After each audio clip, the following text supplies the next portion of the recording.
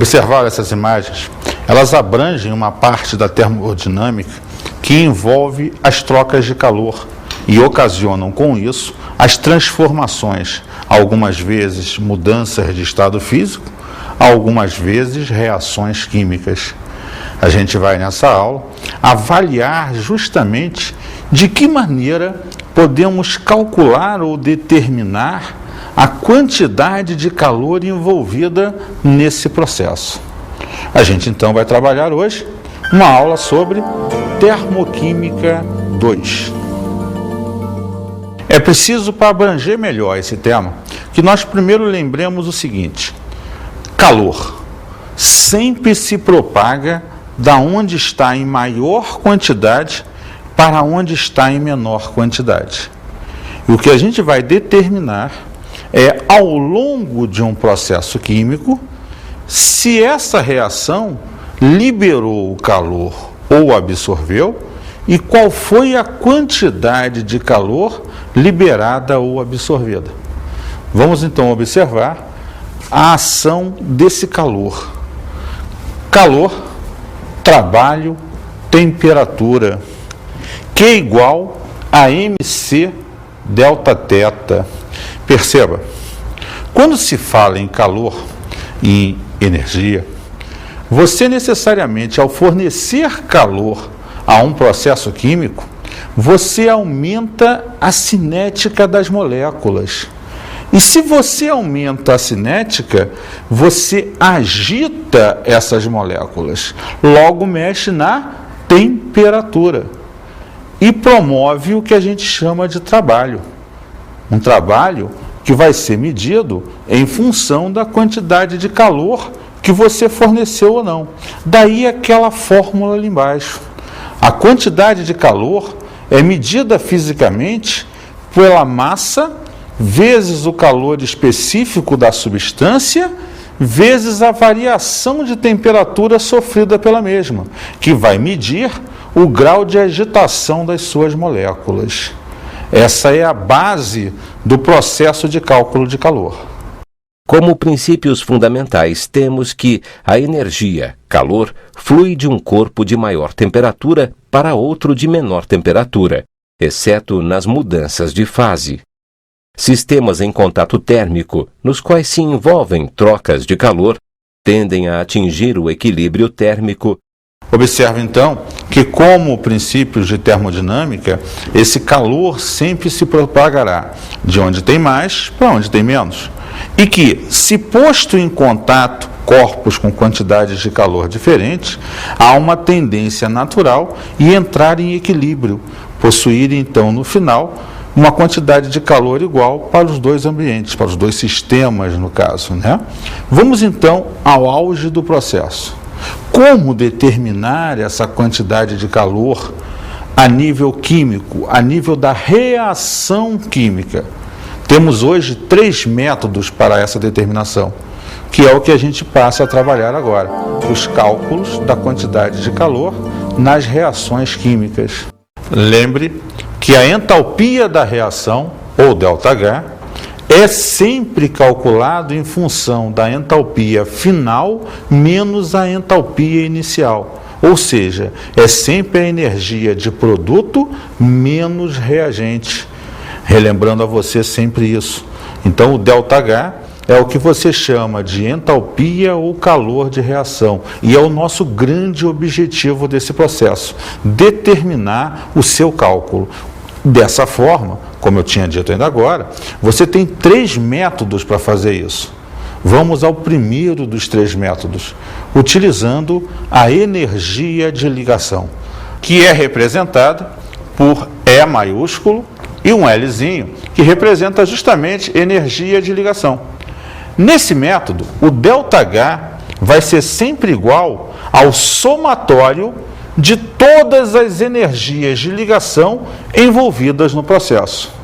É bom você lembrar que quando você faz uma reação, você quebra a ligação dos reagentes e você forma a ligação dos produtos. Vamos ver isso melhor. A ligado a A. Você fornece energia, agita as moléculas e quebra as ligações. Você terá A e A separados. Então você tem uma entalpia para isso. Uma entalpia que é mais X quilojoules. Mas por quê? Você absorveu energia para quebrar ligações. Embaixo, você tem A e A separados. Quando eles liberam energia, a ligação é formada, gerando um ΔH igual a menos X quilojoules. Agora, o menos representa o quê? Que você liberou a energia para que a ligação fosse formada. Em suma, o que ele está propondo a você?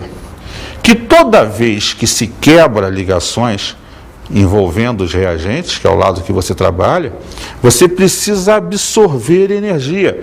Lembra? Aquela famosa energia de ativação. E quando você vai formar o produto, os átomos e moléculas estão extremamente agitados. Você precisa liberar energia para formar essa ligação. Então, uma reação, ela tem sempre duas etapas no processo. Uma etapa na qual você quebra ligações para que os átomos agora soltos possam se reorganizar, e uma etapa em que eles têm que liberar energia para formar as novas ligações e os produtos em si. Por que X nos dois casos? Porque a mesma quantidade de energia que você fornece para quebrar é a que você retira para formar ligações. É a que nós chamamos de energia de ligação. A energia necessária para quebrar ou formar 1 mol de ligações. Olha lá, é a energia absorvida na quebra de 1 mol de ligações, no estado gasoso, a 25 graus e 1 atmosfera, condições padrões do processo. Exemplo, H2 mais Cl2, veja só, eu vou propor essa reação. Então eu tenho o H ligado a outro H, formando uma molécula, Cl ligado a outro Cl, gerando outra molécula. Vou fornecer energia. O sistema absorve e quebra as ligações. Observa que para cada molécula existe uma quantidade de energia padronizada que é necessário para quebrar ou formar a ligação. E aí, veja só, para romper 1 mol de ligação, no caso do hidrogênio, você tem 436 quilojoules. Ou seja, 1 mol de ligações de hidrogênio são quebradas quando é fornecido ao sistema 436 quilojoules. Para o cloro, ClCl, você precisa de 242,6 quilojoules. Ou seja, para quebrar 1 mol de ligações cloro-cloro, você vai gastar 246 quilojoules. Venha comigo. A energia total absorvida, então, foi a energia que quebrou 1 mol de ligações do H2, 436, e 1 mol de ligações do cloro, 242,6. Isso é igual a 678,6 quilojoules. Veja, eu determinei no membro dos reagentes a quantidade de energia que eu gasto para quebrar as ligações. Agora eu tenho que ir para onde? Para o produto. Eu tenho que avaliar o quanto de energia eu vou liberar para formar os produtos. Vem comigo. Eu vou formar 2 de HCl. Ora, cada mol, cada HCl, eu vou gastar, no sentido de liberar, uma quantidade de energia. Então eu vou avaliar aqui a energia liberada na formação das ligações. Para formar 1 mol de ligação, HCl, você precisa de 431,8 kJ. Como eu vou formar 2 mols, eu vou gastar 2 vezes 431,8, 863,6 kJ. Então veja só, eu gastei no sentido de absorver, energia absorvida, uma quantidade para quebrar as ligações. Agora eu te mostrei que eu gastei uma certa quantidade de energia sendo liberada para formar ligações. Perceba você que a quantidade liberada foi maior que a quantidade absorvida. O que então determina para mim que essa reação é exotérmica. Perceberam então pelos valores mostrados que o quantitativo de energia que se liberou no processo foi maior que o quantitativo de energia que se absorveu. Portanto, a reação é exo. E se é exo, a entalpia final tem que ser negativa. Lembre que liberar está associado ao sinal negativo. Vamos ver então esse valor final da energia. Valor maior, que foi no caso o liberado, menos o valor menor, que foi o absorvido. Então está lá, 863,6 menos 678,6. Ou seja, 185 quilojoules foi a quantidade de energia liberada. Se liberada, sinal de menos. Então o ΔH da reação vai ser qual? A menos 185 quilojoules. Então, para que você reaja o H2 mais o Cl2, dando 2 de HCl, você tem que liberar 185 quilojoules para essa reação acontecer. A tabela a seguir mostra alguns valores de energia de ligação das substâncias em quilojoule por mol. Observa que foi dado a você, nessa tabela, alguns exemplos de substâncias escolhidas aleatoriamente e da quantidade de energia envolvida no sentido de quebrar ou formar 1 mol de ligações. Lembrando sempre que, se trabalhado como reagente, você vai quebrar as ligações da substância. Isso significa absorver energia. Se trabalhada a substância como produto, você vai formar as ligações da substância. Então vai ser um processo exo e vai liberar energia. Então você perceba sempre quando a substância da tabela estiver sendo usada como reagente ou como produto. Sendo assim, a gente passa agora ao segundo método de cálculo da entalpia, usando a energia de formação, ou ΔH de formação. Observa que nesse método você vai perceber a quantidade de calor necessária para formar cada substância. Será fornecida uma tabela para você na questão envolvendo esses valores. O que você vai fazer é perceber justamente os valores e as quantidades envolvidas no processo e calcular o ΔH. Como é uma variação, lembra sempre que variação é a energia final menos a inicial, ou energia dos produtos menos a dos reagentes. Sendo assim, o cálculo do ΔH nesse método é feito da seguinte maneira: o ΔH é igual ao somatório da energia dos produtos menos o somatório da energia dos reagentes. Então observa que você vai pegar todos os produtos formados, calcular o quanto se gasta de energia para eles, menos pegar todos os seus reagentes e ver o que se gasta de energia para formá-los. Um menos o outro, final menos inicial, será então o seu ΔH. Vamos ver um exemplo. Determinação do ΔH de uma reação, conhecendo-se as entalpias de formação das substâncias participantes. A hidrogenação total do acetileno ou etino produz etano. Essa reação pode ser representada por C2H2, é o etino ou acetileno, mais 2 de hidrogênio, gerando o etano, o C2H6. O que eu quero saber é qual é o ΔH dessa reação.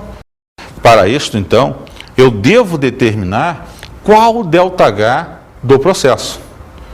Continuando aqui. A entalpia do C2H2 é 227 kJ por mol. A entalpia do H2 é zero.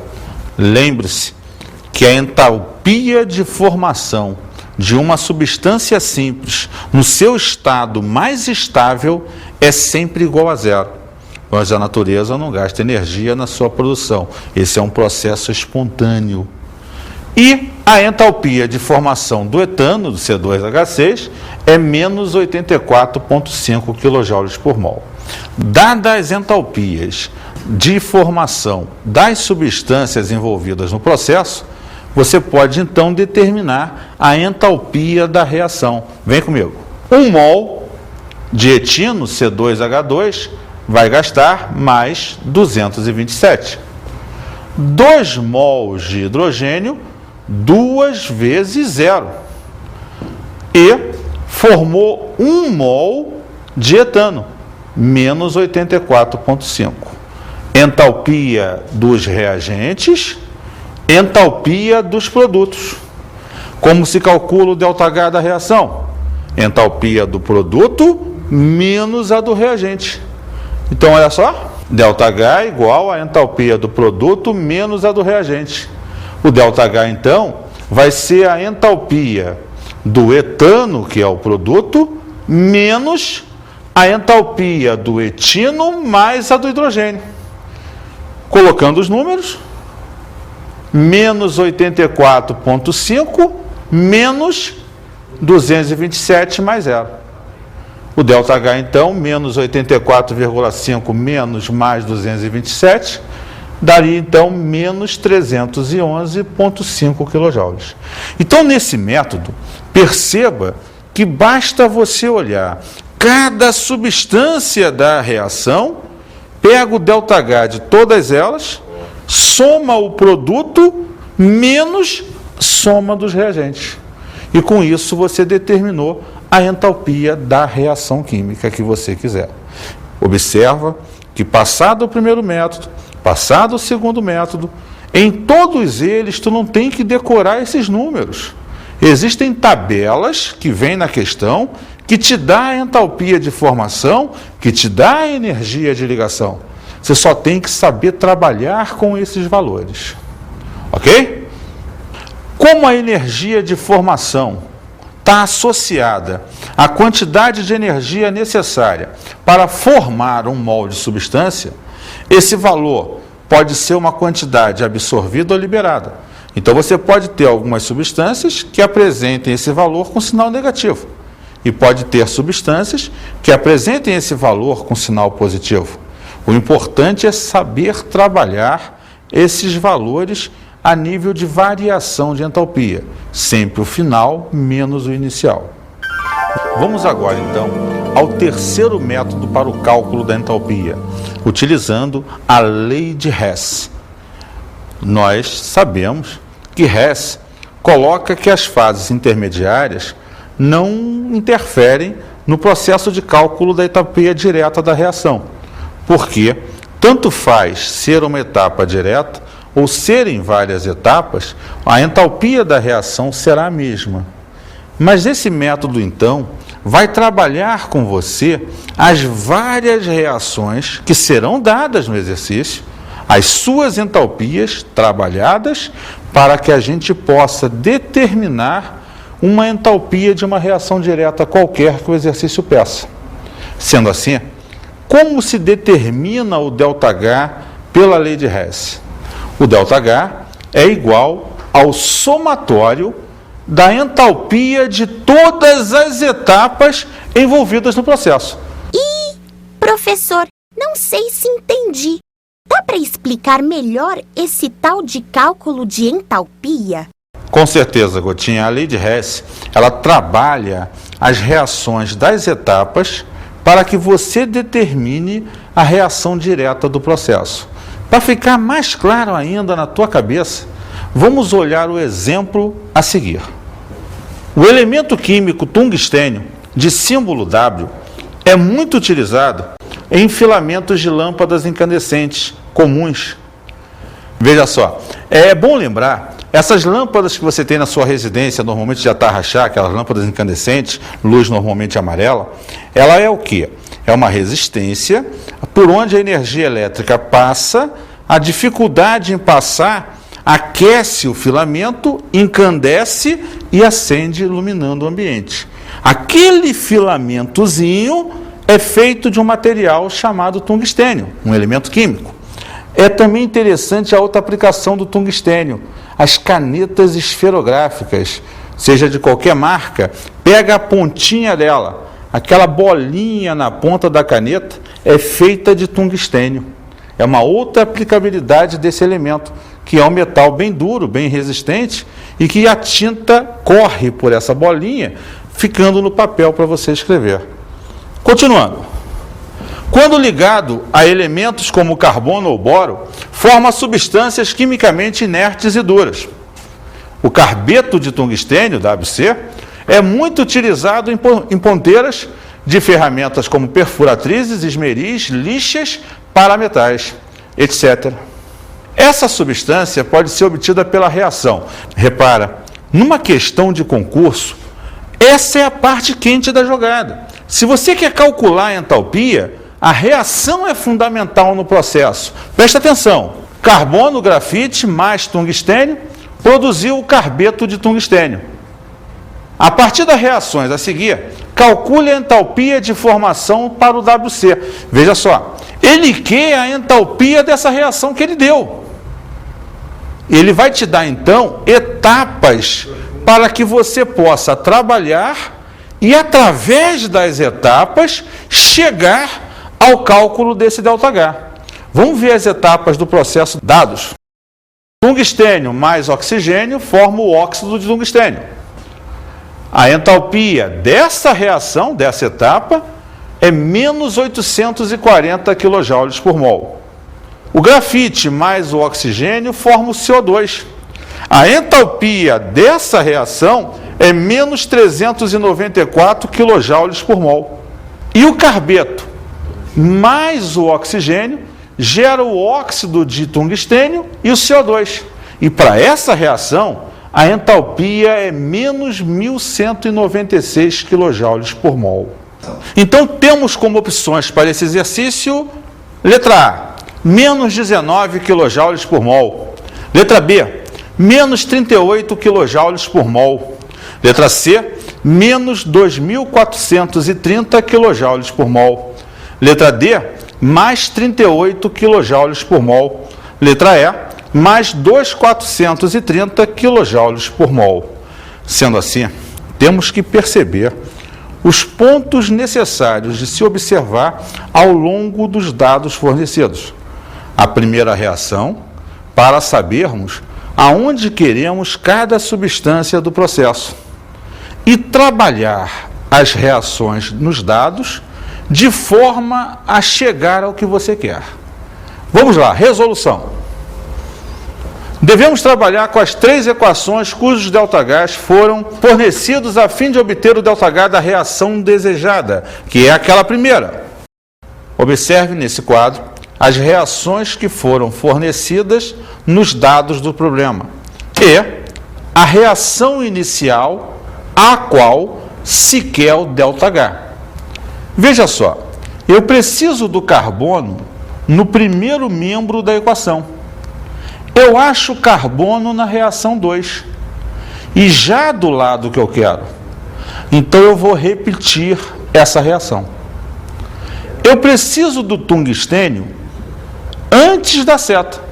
Eu acho o tungstênio na primeira reação, e já está antes da seta. Eu repito essa reação. E eu preciso do carbeto de tungstênio, WC, depois da seta. Eu encontro ele na terceira, mas ele está do lado errado, eu quero ele depois da seta. Então eu inverto a posição dessa reação. É importante lembrar que toda vez que você trabalha com a lei de Hess, ele lhe permite multiplicar por 2, por 3, por 10, dividir, inverter a reação, para que você possa obter as substâncias que você quer, na quantidade que você precisa e na posição que você deseja.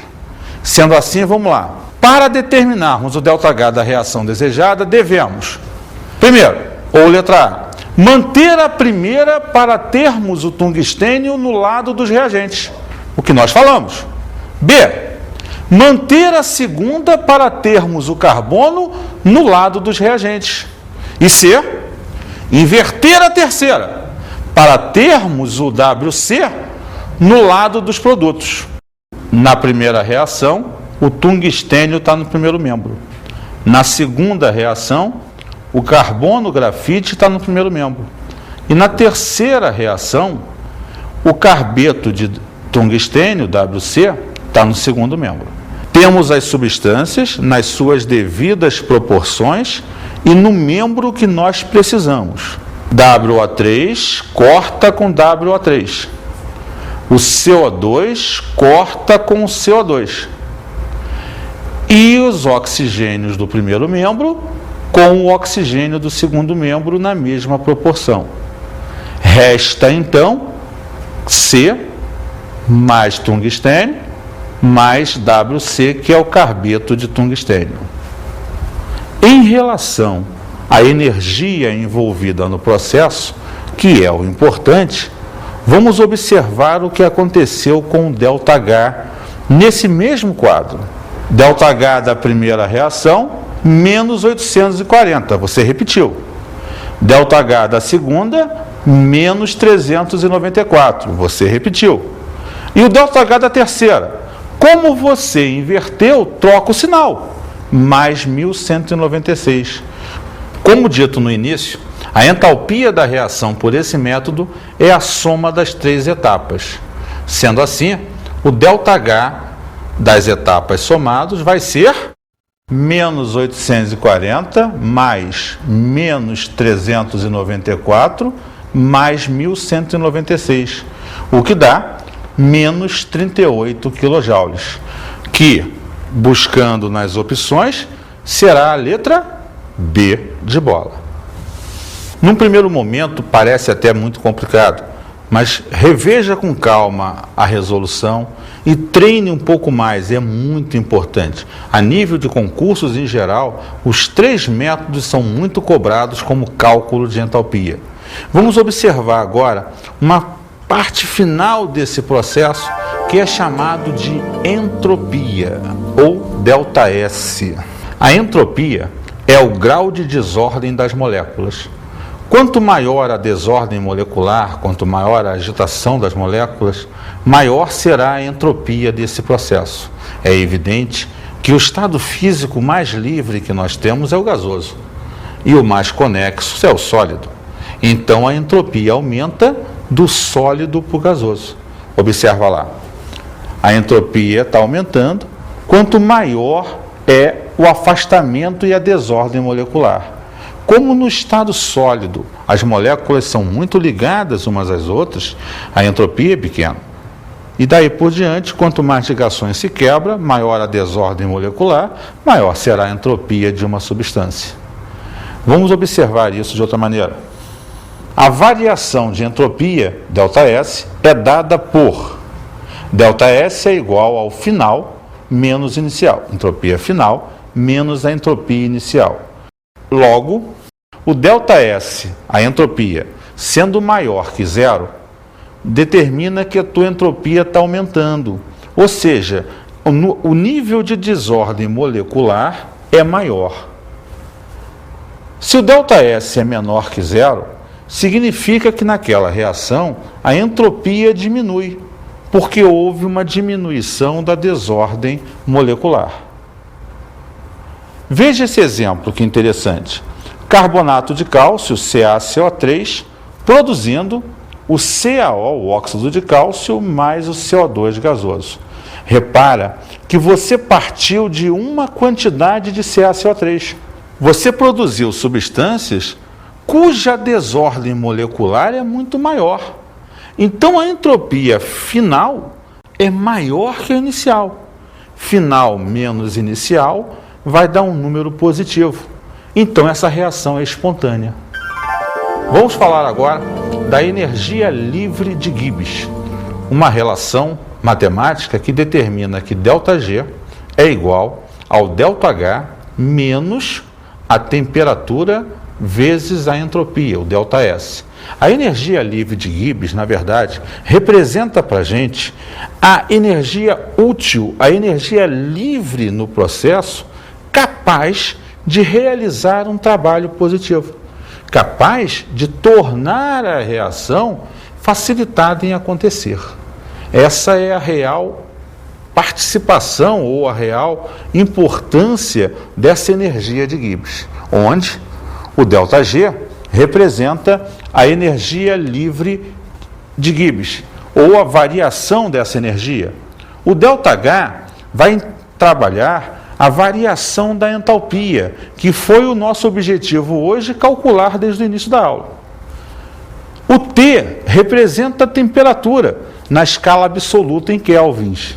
E o ΔS, a variação de entropia da reação química. Assim, pela equação temos, se a energia livre de Gibbs for menor que zero, há liberação de energia livre, logo a reação é espontânea. Se essa energia for positiva, for maior que zero, há absorção de energia livre, então a reação não é espontânea. Se ela for igual a zero, o sistema entra em equilíbrio. E fechando essa nossa aula de hoje, vamos ver um pequeno texto. Os dois fatores responsáveis pela força propulsora de uma reação química são a entalpia, H, e a entropia, S. Sempre que uma reação química tende a diminuir a sua entalpia e a aumentar a sua entropia, a reação deve se processar espontaneamente. As variações de entalpia e entropia relacionam-se com a energia livre de Gibbs, G. E aí, gostaram do nosso tema de hoje? Vamos então agora às nossas dicas de estudo.